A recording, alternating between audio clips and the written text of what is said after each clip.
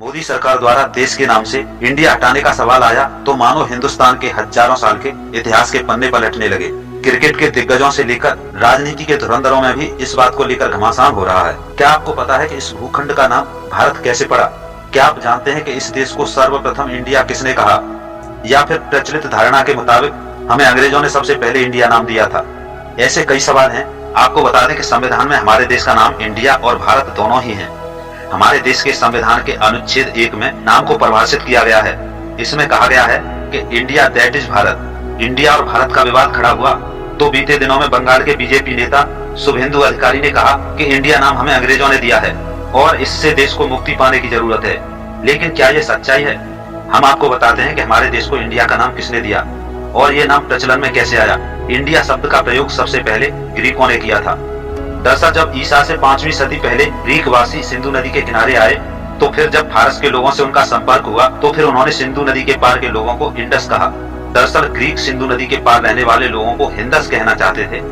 बता दें कि सिंधु नदी के इस ओर रहने वाले लोगों को हिंद, हिंदू, हिंदवान, हिंदुस जैसी संज्ञाओं से बुलाया जाता था। इसी सिंधु से हिंदू नाम प्रचलन में आया और इस देश का नाम हिंदुस्तान पड़ा। इंडस को इंडस भी बोला गया। ये बात हड़प्पा सभ्यता के समय की है। कुछ 100 सालों बाद जब ग्रीक और यूनानी अपने सैन्य अभियान के लिए भारत की ओर आना चाहते थे तो उन्हें सिंधु नदी को पार करना था। अब ग्रीक पहले जिन लोगों को हिंदस कहते थे उसे उन्होंने इंडस कहना शुरू कर दिया। दरअसल सिंधु नदी को ही यूनानियों ने इंडस कहना शुरू कर दिया था। इस नदी के किनारे विकसित सभ्यता इंडस वैली सिविलाइजेशन कहलाई। सिंधु नदी का इंडस नाम भारत आए विदेशियों ने रखा।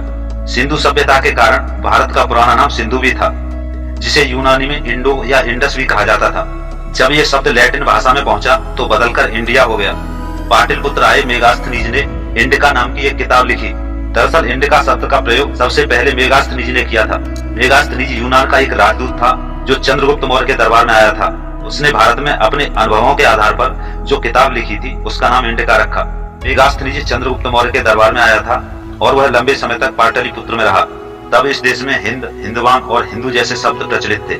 मेगास्थनीज ने ग्रीक स्वर तंत्र के अनुसार इन शब्दों के लिए इंडस, इंडिया जैसे शब्दों का प्रयोग किया। फिर भारत के लिए यूनानी इंडिया शब्द प्रयोग करने लगे। इंडिया भारत के ताजा विवाद पर पौराणिक कथाकार देवदत्त पटनायक कहते हैं कि सिंधु संस्कृत शब्द है, हिंदू अरबी और इंदू ग्रीक शब्द है। हिंदू अरबी और इंदू ग्रीक, सिंधु और भारत आर्य भाषाओं से आए हैं। उन्होंने कहा कि इंडिया नाम अंग्रेजों ने वैदिक शब्द सिंधु के आधार से पैदा हुए हिंदू के आधार पर दिया। अब ये जानना जरूरी है कि इंडिया शब्द का बड़े पैमाने पर इस्तेमाल कैसे शुरू हुआ।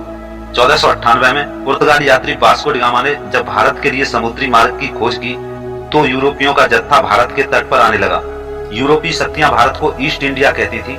इसके बाद भारत आने के लिए ब्रिटेन, फ्रांस, पुर्तगाल और डच सभी ने अपनी अपनी ईस्ट इंडिया कंपनी बना ली थी। बता दें कि तब भारत में मुगलों के प्रभाव की वजह से हमारे देश को हिंदुस्तान के नाम से जाना जाता था।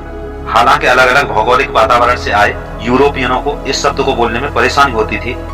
इसी बीच अंग्रेजों को पता लगा कि भारत की सभ्यता में सिंधु घाटी है, जिसे इंडस वैली भी कहा जाता है। इस इंडस शब्द को लैटिन भाषा में इंडिया भी कहते हैं। तभी से उन्होंने भारत को इंडिया कहना शुरू कर दिया। धीरे धीरे ये नाम लोकप्रिय हो गया। आप इसे इस तरह भी कह सकते हैं कि भारत इंडिया नाम अंग्रेजों ने लोकप्रिय जरूर किया, लेकिन उन्होंने मौलिक रूप से ये नाम भारत को नहीं दिया था। भारत को ये नाम ग्रीक ने दिया था। देश की आजादी के बाद संविधान सभा में देश के नाम पर सवाल उठा कि दुनिया के सबसे बड़े लोकतंत्र बनने की दिशा में बढ़ा ये देश किस नाम से जाना जाएगा। इस बहस में भारत, हिंदुस्तान, हिंद और इंडिया जैसे विकल्पों पर खूब चर्चा हुई। संविधान की ड्राफ्टिंग कमेटी के अध्यक्ष डॉक्टर भीमराव अंबेडकर चाहते थे कि इसको आधे घंटे में स्वीकार कर लिया जाए, लेकिन दूसरे सदस्यों में नाम को लेकर असहमति थी, जो चाहते थे कि इंडिया और भारत जैसे शब्दों के रिश्तों को समझ लिया जाए। संविधान सभा में नाम पर बहस हुई। इस बहस में सेठ गोविंद दास, कमलापत त्रिपाठी, श्री राम सहाय, हरगोविंद पंत, हरि विष्णु कामत जैसे नेताओं ने हिस्सा लिया। हरि विष्णु कामत ने सुझाव दिया कि इंडिया अर्थात भारत को भारत या फिर इंडिया में बदल दिया जाए। उनके बाद सेठ गोविंद दास ने भारत के ऐतिहासिक संदर्भ का हवाला देकर देश का नाम सिर्फ भारत रखने पर बल दिया। इस पर बीच का रास्ता निकालते हुए कमलापत त्रिपाठी ने कहा कि इसका नाम इंडिया अर्थात भारत की जगह भारत या इंडिया रख दिया जाए। हरगोविंद पंत ने अपनी राय रखते हुए कहा कि इसका नाम भारतवर्ष होना चाहिए, कुछ और नहीं। लेकिन भारत या भारतवर्ष नाम का समर्थन करने वाले ये सारे नेता उत्तर भारत के या कहें कि हिंदी पट्टी के थे, जबकि भारत का विस्तार उत्तर में कश्मीर से लेकर दक्षिण में कन्याकुमारी तक है। संविधान सभा में हर क्षेत्र, हर भाषा के लोग बैठे थे। हिंदी को राजभाषा मानने पर पहले ही बहुत घमासान हो चुका था। ऐसे में विदेशों से संबंधों का हवाला देते हुए और देश में सबको एक सूत्र में जोड़ने की कोशिश करते हुए संविधान के अनुच्छेद 1 में लिखा गया कि इंडिया अर्थात भारत राज्यों का संघ होगा। तो दोस्तों कमेंट बॉक्स में कमेंट करके बताएं क्या इंडिया शब्द को हटाना बेहतर है या नहीं। अगर वीडियो अच्छा लगा हो तो वीडियो को लाइक और ऐसे ही वीडियो के लिए चैनल को सब्सक्राइब कर लें।